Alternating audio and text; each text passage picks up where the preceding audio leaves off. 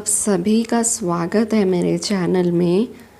तो इस बार 24 मई 2021 को सोम प्रदोष व्रत पड़ रहा है। प्रदोष व्रत जो सोमवार के दिन होता है उसे सोम प्रदोष व्रत माना जाता है। इसीलिए आज की वीडियो में हम देखेंगे कि सोम व्रत कथा क्या है। हिंदू धर्म में प्रदोष व्रत का बहुत ही विशेष महत्व है। हर माह की त्रयोदशी को प्रदोष व्रत रखा जाता है। हर माह में 2 त्रयोदशी आती है, एक शुक्ल पक्ष को और एक कृष्ण पक्ष को। ऐसे में हर महीने 2 प्रदोष व्रत रखे जाते हैं। मान्यता ये है कि प्रदोष के समय भगवान शिव कैलाश पर्वत के रजत भवन में नृत्य करते हैं और देवता उनके गुणों का स्तवन करते हैं। शास्त्रों के अनुसार प्रदोष को रखने से सभी दोषों से मुक्ति मिलती है। इसके साथ ही भगवान शिव अपने भक्तों पर असीम कृपा बरसाते हैं।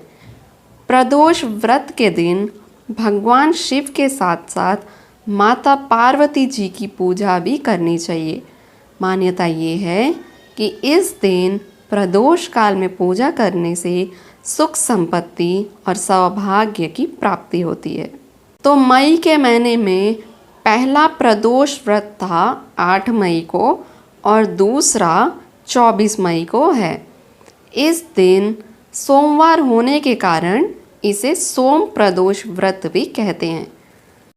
सोमवार को आने वाले प्रदोष व्रत को सोम प्रदोषम या चंद्र प्रदोषम भी कहा जाता है। प्रदोष व्रत अन्य दूसरे व्रतों से अधिक शुभ और महत्वपूर्ण माना गया है।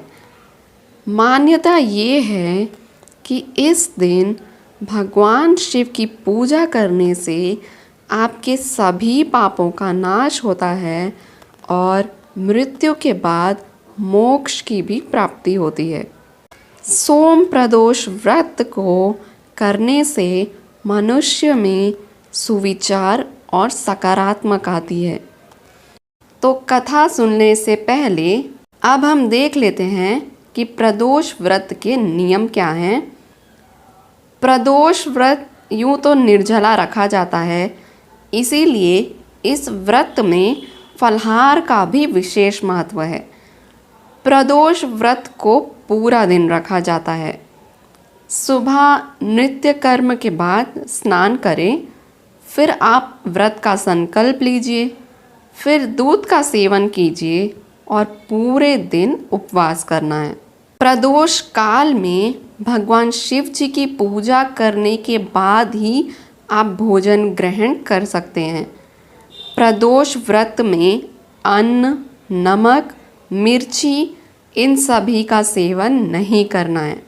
व्रत के समय आप एक बार ही फलाहार ग्रहण करेंगे और जो आपकी पूजा सामग्री की थाली होगी उसमें आप अगर हो सके तो अबीर, गुलाल, चंदन, अक्षत, फूल, धतूरा, बिल्वापत्र, जनेऊ, कलावा, दीपक, कपूर, अगरबत्ती और फल रखें।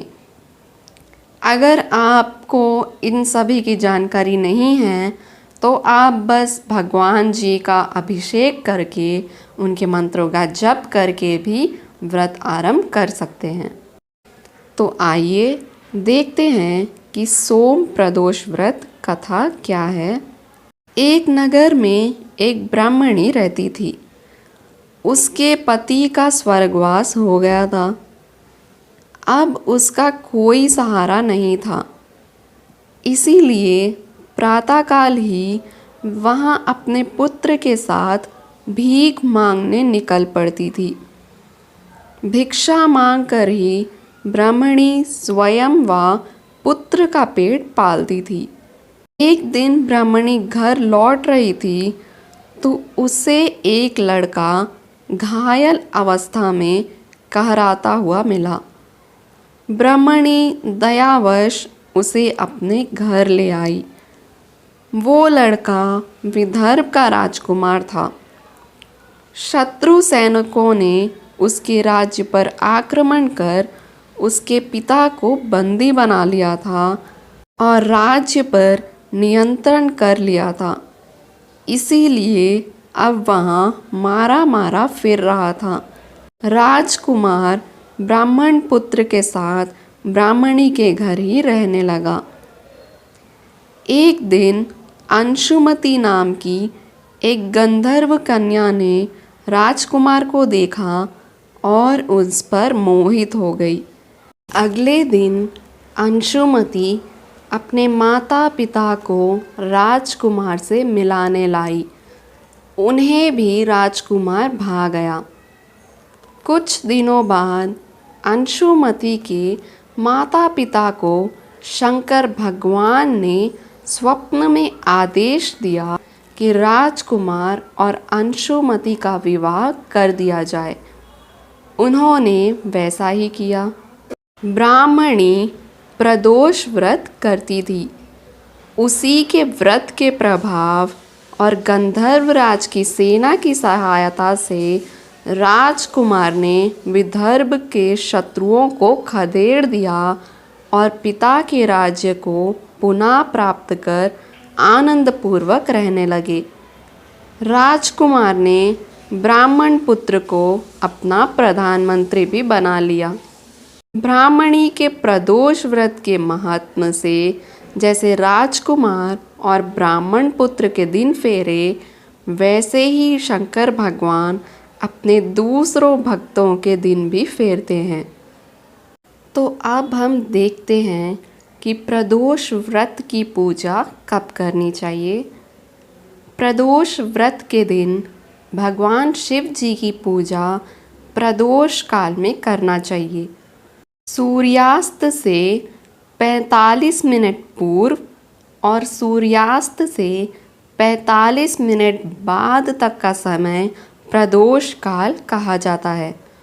कहा जाता है कि प्रदोष काल में भगवान शिव जी की पूजा करने से शुभ फलों की प्राप्ति होती है।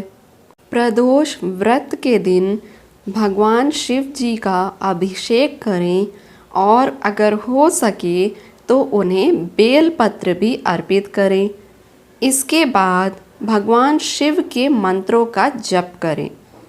जप के बाद प्रदोष व्रत कथा सुने। अंत में आप आरती कीजिए और पूरे परिवार में प्रसाद बांट दीजिए। तो ये थी सोम प्रदोष व्रत की कथा और व्रत करने की विधि। आशा करती हूँ कि आप सभी को वीडियो पसंद आई होगी और अगर आप ऐसी और वीडियोस देखना चाहते हैं तो चैनल को सब्सक्राइब ज़रूर करें। आप सभी का दिन शुभ हो।